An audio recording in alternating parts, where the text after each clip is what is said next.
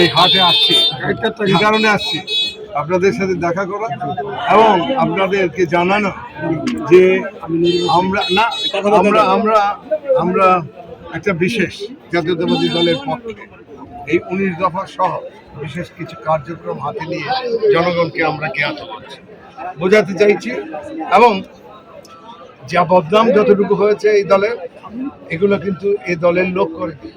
যদি কেউ করে থাকে শহীদ জিয়ার আদর্শের লোক তারা। আপনারা হলেন আসল শহীদ জিয়ার আদর্শের লোক। ওনাকে ভালোবাসতেন, সেই কারণে অল্প সময়ের মধ্যে উনি গোটা জাতির হৃদয় জয় করে চলে গেছেন।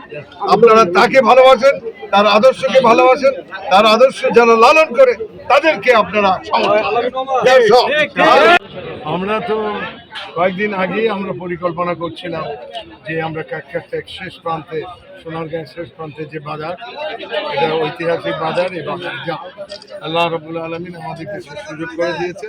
আজকে আমরা সবাই মিলে এসেছি এবং অনেকেই আসতে পারেনি, কিন্তু তারপরও তাদের আশা ছিল আসার। তারপরও আমরা মোটামুটি কিছু আপনজন নিয়ে এসেছি এবং বেশ কিছু জায়গাও ঘুরেছি এবং তাদেরকে 31 দফার যে লিফলেট, এই লিফলেট বিতরণ করেছে এবং এটার মর্মার্থ কি সেটাও বলার চেষ্টা করেছে। এইসব আমাদের বাংলাদেশ তো পূর্বেও ছিল, এখনও আছে, কিন্তু এখনকার বাংলাদেশ একটু ভিন্ন বাংলাদেশ।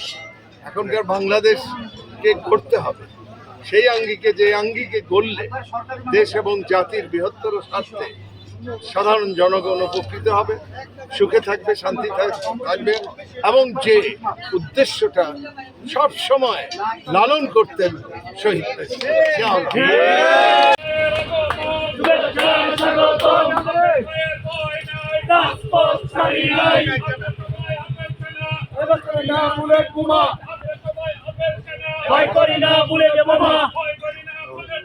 আমরা সবাই স্বাগতম,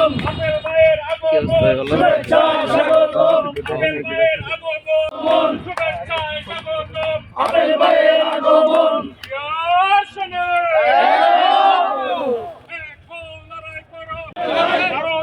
আপেল ভাই সোনার গায়ে, আপেল ভাই পার্লামেন্টে, আপেল ভাই আমি কে, আপেল ভাই তুমি কে, আপেল ভাই ভারত দিতে, আপেল ভাই আড়াই হাজারে, আপেল ভাই সোনার গায়ে, আপেল ভাই নারায়ণগঞ্জে, আপেল ভাই উত্তর বাজারে, আপেল ভাই রাজ্য থেকে, আপেল ভাই ওনার বড় ভাই বিএনপি থেকে প্রার্থী একজন বীর মুক্তিযোদ্ধা ভাই, একজন বীর মুক্তিযোদ্ধা এদিকে না আপনারা জন্য যিনি যুদ্ধ করেছেন।